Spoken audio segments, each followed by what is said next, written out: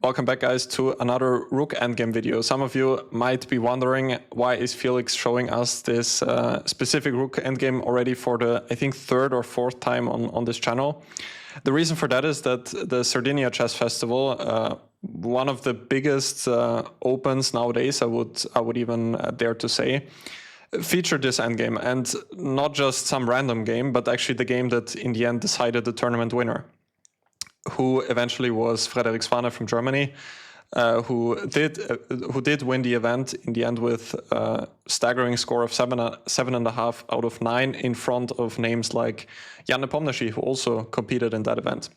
And in the final round, Svane Frederik played on board number 1 against the strong Indian grandmaster Murali Karthikeyan, and the game was for the tournament victory, basically.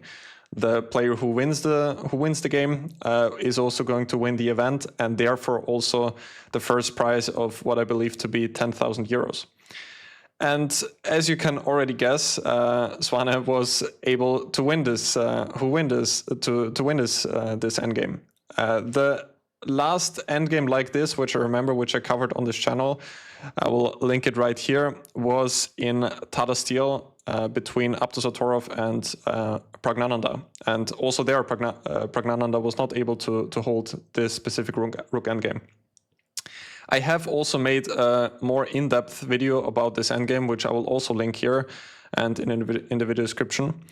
And in that video, I said that in this 3 versus 3 Rook endgame with the d-pawn, that Black's best defense is probably to just play with f6.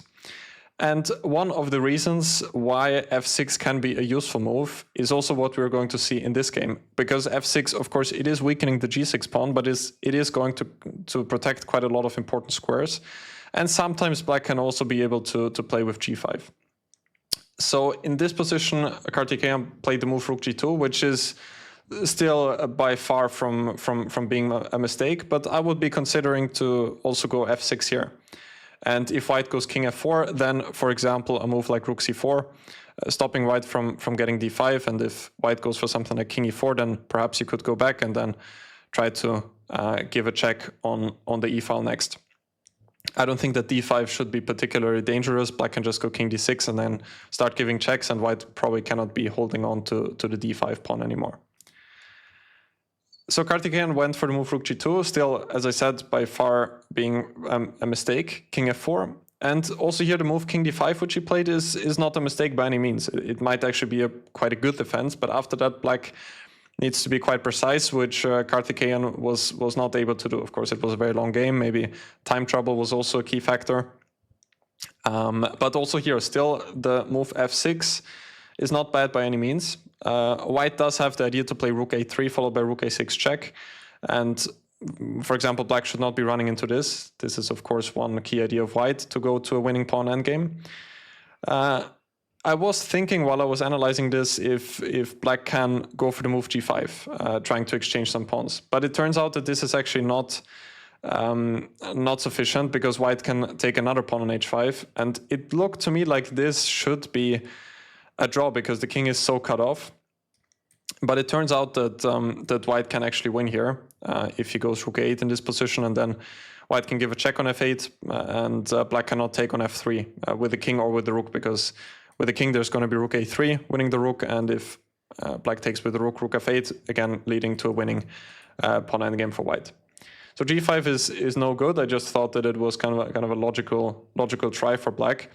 But Black can go for a move like Rook d2. Also, actually staying here by playing Rook g1 is not a bad idea, similar to the game, just to keep the king on f4, because White's winning plan would usually be to try to play king e4 and king d5. And here, if king e4, Black will just be completely in time, because Black can just capture on g3.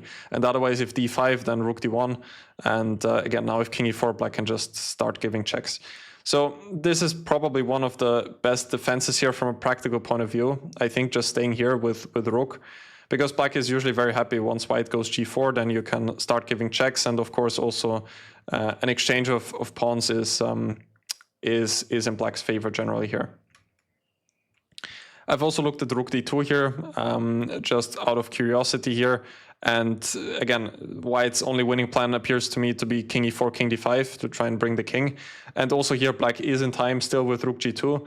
But for that specific reason, I would actually prefer to just keep the rook on g1 anyway, because I don't really see a way how white can improve apart from bringing the king to the center. As I said in another previous video, if white tries to go towards the g-pawn with rook a7, rook g7, then usually you can start attacking the d-pawn at the right time. Also here now specifically, since white has played the move rook a7, I think that now you can go for g5, because in this specific variation, the f3 pawn is not protected. So if white takes now, then rook takes f3 makes an easy draw. So this is probably the cleanest route to a draw here, just to play g5 immediately. Still, just to show you, even if black goes for this, with king e4, black is still in time here with the move rook g2, but this I think is already fairly important. Otherwise, if king d5 comes, it could become already a little bit scary for black. Karthikeyan went for the move king d5, rook a3 was played, king takes d4, rook a7, and after king d5, Frederik made a nice practical decision not to take on f7 immediately, but go rook a6 first. Because if rook takes f7, then black can just go king e6, and it's just going to reach a 3 versus 2 where the king reaches f6 in time. So if rook f8, king e7, the king can come to f6, and the problem is that white cannot go king g5 now, because g3 is hanging. Otherwise, if the rook is on h2, similar to the game, then white will get king g5, and then it's a different story. But otherwise, this endgame is an easy draw, this 3 versus 2. So Frederik played the move rook a6, still keeping the king cut off. Rook g1 was correct, rook f6, but now Karthikeyan has to find an only move. And I don't think it's actually so complicated once you understand that white's threat is to go king g5 if he can do so. So you need to keep the rook on the g file here. Rook g2 is the only move, and now white does probably not really have anything better than to take on f7 here, and then again king e6 can come, leading to the same like we had before. Maybe g4 is a try. Now that I'm thinking about this could be an option, trying to prepare king g5, and this actually might not be so simple. If black takes, white threatens king g5 followed by rook takes f7. So probably this is what Karthikeyan was afraid of.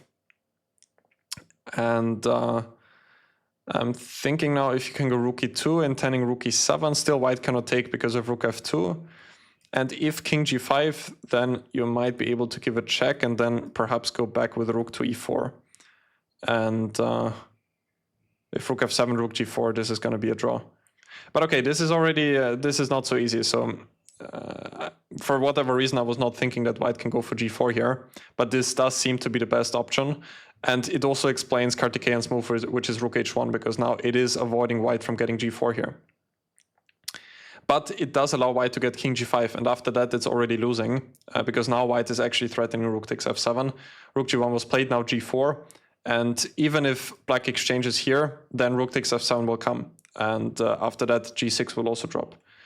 So rook f1 was played, now Frederik took, went king h6, and didn't even take on h5 just yet, because if he starts with king takes h5, then there might be king e5. And if the king gets closer, I'm still not sure if the king actually can get closer here, because it's still cut off. But if the king is on g8, then it's going to be a draw with f and h.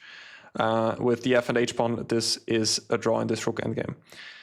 But now black could maybe consider a move like rook g8 and try to start checking on h8 and g8, and it might not be so simple for white here specifically. So I think that f4 was a good move. As far as I remember, it was the only winning move for white in this position. Just stopping king e5, and now the problem is that the king is completely cut off. On the next move, white will take on h5. This is what happened. And the f7 pawn is also not really running away. Now he took it, and now black's king is never getting back anymore. King f6 was played. I think that also king h6 might be able to, might be enough to win here. Rook h8 check, and is king g7 already winning here? King g6, rook h4, f5. That also looks pretty good here. So as we can see, the king black's king is way too far away here. But also king f6 I think was good, because if king takes f4, then h5. I think the h pawn is just going to run through here. Rook h8 was played, and now f5, taken king g5. and after rook e7, black resigned, because if the king steps to the d file, then f6, and white is going to promote the f pawn fairly quickly. So again, if we go back to this moment, after the move rook h1, it was already losing. I only saw that rook g2 is the only way to draw, and after rook takes f7, king e6, of course. But after g4, it's still not. I don't think it's that easy for black here. The king is in a pretty awkward position on d5. I'm not so sure about this line which I just gave here. King g5, give a check. I can't seem to find the problem here currently. But if you're playing a long game, you don't really want to fall back on defensive resources like this. So from a practical standpoint, I think that the plan of king d5 might be fairly risky, because you are winning the d4 pawn, but the king is going to be very far away from the action. So therefore, I would still prefer my recommended setup with f6, and then probably just staying with the rook on the g file, so that the king is going to have trouble to get to e4 and then to d5. So I hope that this was useful for you guys. If you enjoyed the video, don't forget to leave a like and subscribe to the channel. Leave a comment if you have any questions. You can find more of me in the video description down below. If you are curious about my courses, about my website, check that out. And apart from that, I will see you guys soon.